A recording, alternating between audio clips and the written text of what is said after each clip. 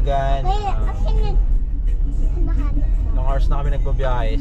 Umalis kami sa Subano. Umalis kami ng 11:30. So ngayon 11:25, magbabiyahe pa rin kami. Pero almost 3 kilometers na lang nandun na kami sa Tibu Tidal. Almost 12 hours din yung biyahe dahil sa pagpahinga, pagkain, tsaka ihi. Medyo hirap yung daan papunta dito, especially pag mga sedan yung sasakyan. Pero pag mga SUV medyo maganda kasi mataas. Meron siyang sirang kalsada. Hindi pala kalsada, tulay. Meron siyang sirang tulay. Tapos medyo umulan pa. Kaya medyo hirap yung daan. So, pero okay naman, goods na. So, yun mga bugoy, mga lagan. Punta na tayo sa Tibu Tidal, no? Swimming tayo doon. Sama pa rin natin si Drejemar, si Mitch, tsaka si Johnny, sila Irvin, tsaka si Elka. Sama pa namin yung may isa pa kami kasama, si Richard. Nandun sa kabila sa sasakyan, naka-sedan sila kaya medyo mahirapan sila or nahihirapan sila. So yun mga bugoy, mga laga. Nakabili na rin tayo mga bago kayo pumasok dito, mas maganda bumili muna kayo sa Kasiguran public market. Medyo hirap lang kanina yung daan doon kasi may penitensya. So naka-close yung halos karamihan ng daan, pero may mag-guide naman ng mga tanod. Kaya yun yung kinagandahan kasi every naman may nag-guide. So yun mga bugoy, mga lagan. Ito na, traffic na. So it means malapit na tayo doon. Let's go.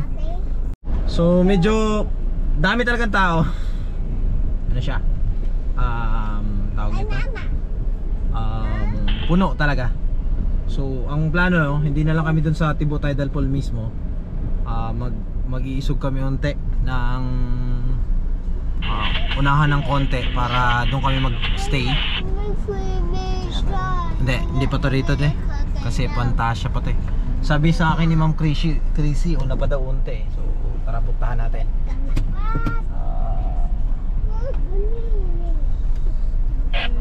Mayroon yan.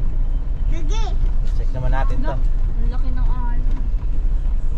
Yan mga bugoy, mga lagan, no? Medyo hirap. Ay sila Richard. Sumasagot na. Pero medyo okay dito. Tingnan muna natin doon, no?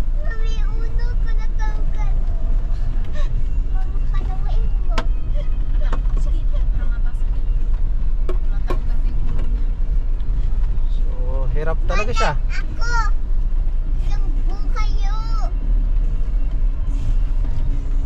Yun lang, kawawa yung sasakyan niya dito. Paano niya ipasok yun?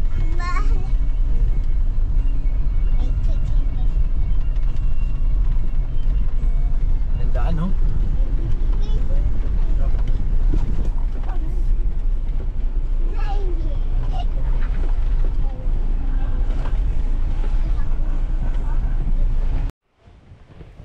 Hello?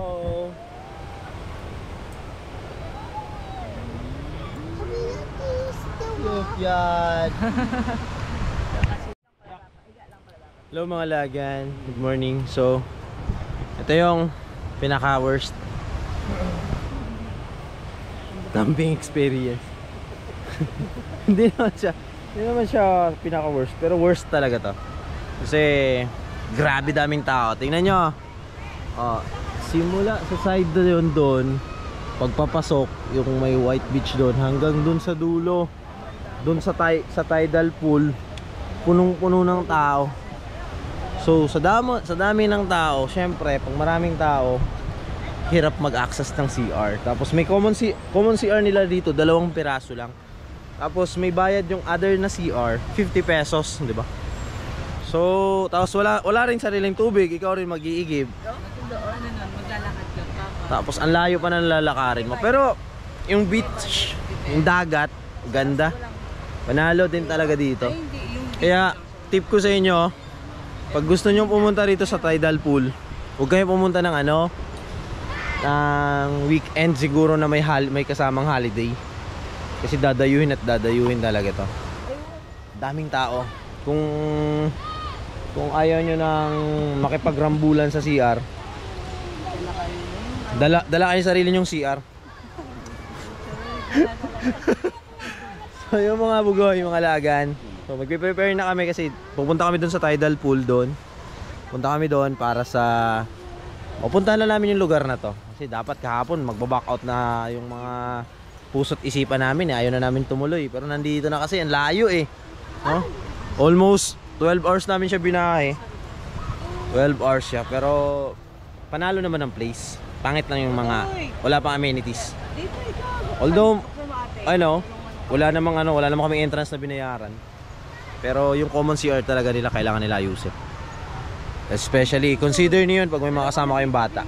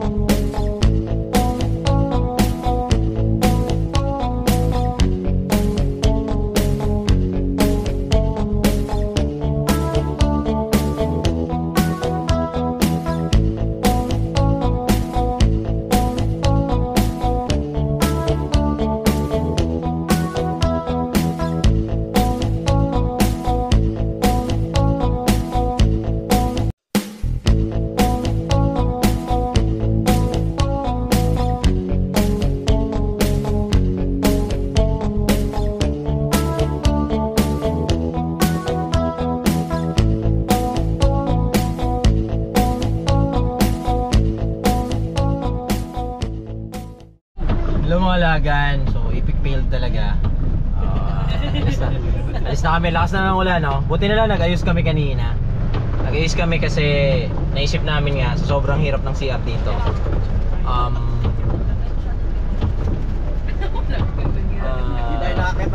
Sobrang hirap ng CR dito, naisip namin na maghanap na lang ng ibang beach na may malapit sa something dyan sa may sa may baler na. So ngayon, ito na naman, traffic na naman. Traffic papasok. Kaya kayo talaga wag kayo pumunta rito ng ng weekend, ng long holiday, sobrang daming tao talaga. Kayo tayo may inis. Tapos umulan pa. Ay, mga kasama natin, oh. Mga stress. Kaway-kaway sa mga stress dyan. Kaway-kaway sa mga stress. Oh, kaway sa stress. CR na kami. CR na CR. CR na CR na. Ayan, Drejemar, oh. Ayun. So, sa problema nila rito, traffic, walang nagkomando. Ayun, oh. So, mga 20 minutes na rin kami nandito. Hindi pa kami gumagalaw. Kami nakakalabas. Dahil din sa ulan. Di pa kayo nakarating, naligo na kayo.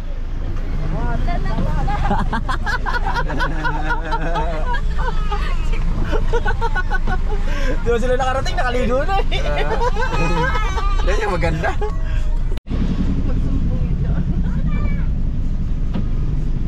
Bro, may stress lang kayo sa loob. May stress kayo, walang CR, wala tubig. May stress na, imbes na mawala stress nyo, may stress lang kayo dyan.